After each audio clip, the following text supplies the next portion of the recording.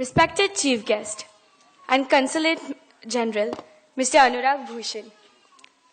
Respected guest, Mr. Mangesh Dahiwale, who has arrived from India this morning to specially deliver a speech on this special occasion.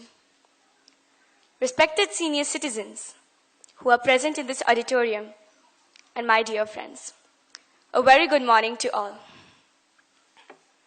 First of all, I would like to thank all of you for giving me such a wonderful opportunity to speak in front of so many people. Really, it means a lot.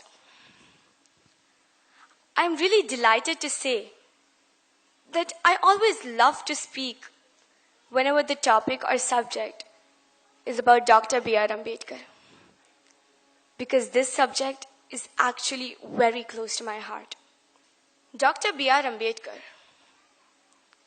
You know, whenever people talk about Dr. Ambedkar, they always limit him to a leader of the downtrodden people. They always limit him to a leader of the Dalits. Is that he was limited for only this work? Other introductions people have about him. He was the principal architect of the Indian Constitution. Well, that, of course, is the truth. But it would not be confined. And he was more than what people know about him. Even today, after so many years, Dr. Ambedkar is still not fully understood or appreciated by the general masses. What people talk about him as the Masiha of the downtrodden, as the chief architect of the Indian Constitution, is very well the truth. But it would be incomplete to say just that. He was truly a multi-talented personality. He was an intellectual giant. He was an economist by training. He was an anthropologist. He was a sociologist. He was a jurist. And he was the first law minister of India in Nehru's court.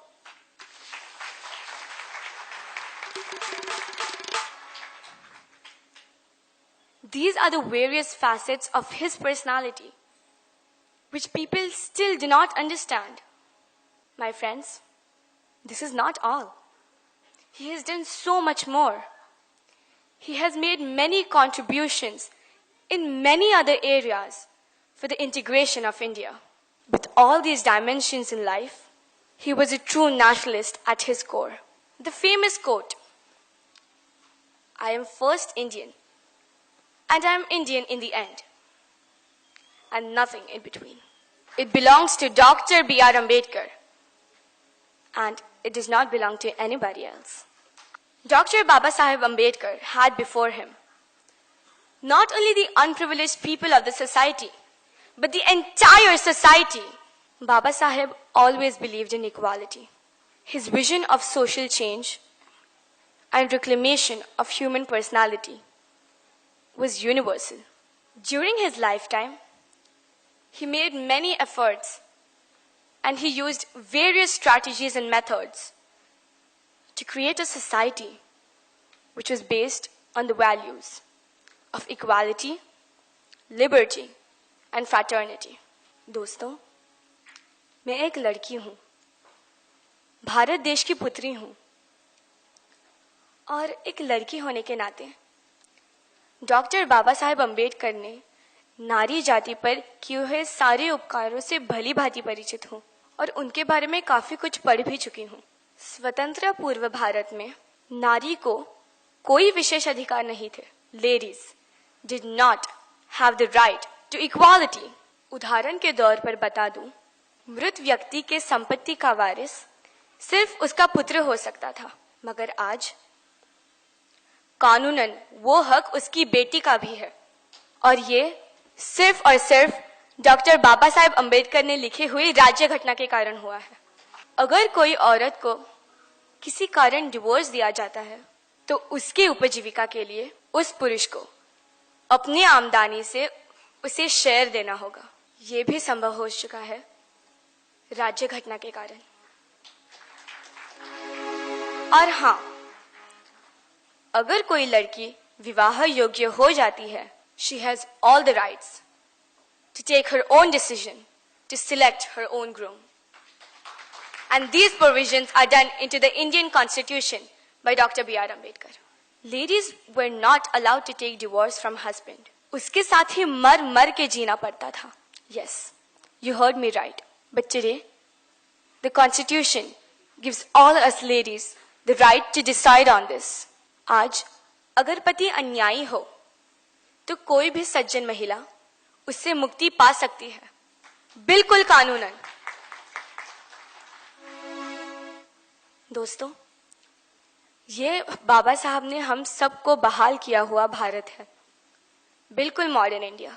By doing all these provisions into the Indian Constitution for all the ladies, irrespective of caste and religion, Dr. Baba Saheb Ambedkar ने सारी महिला जाति पर अनन्य साधारण उपकार किया है.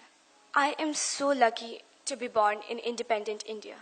I cannot imagine the life which my foremothers and my great-grandmothers lived before independence. Thank you, Baba Saheb, for all that you did for India and for all that you have done for the human life. My dear friends, celebrating Dr. Ambedkar's birth anniversary is not something for earning merit points. Just like the blind followers celebrate the birth anniversary of their gurus. This is a big mistake if someone thinks it this way. At least, I am not in the favor of this point. And I'm sure many of you here will agree with me. The real purpose of celebrating today, of celebrating this great occasion, to implement and follow his teachings in our life. In my view, we should cherish these memories.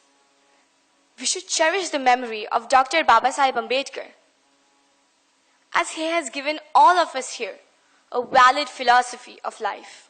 Dr. Ambedkar was not only a man of intellect, but he was also a man of great moral character. He was a liberal-minded leader with the ideas of democracy, freedom of thoughts and expressions. As regards to the philosophy of life, he was a rationalist, secular-minded, and a humanist thinker. Dr. Bhimrao Ambedkar embraced Buddhism to gain the basic human rights and self-respect needed. He was totally against the inequality of human beings, and the ideology of Hinduism is nothing but the construction of caste system. For the reason, although he was born in the Hindu religion, he decided to quit. He decided to embrace Buddhism, and he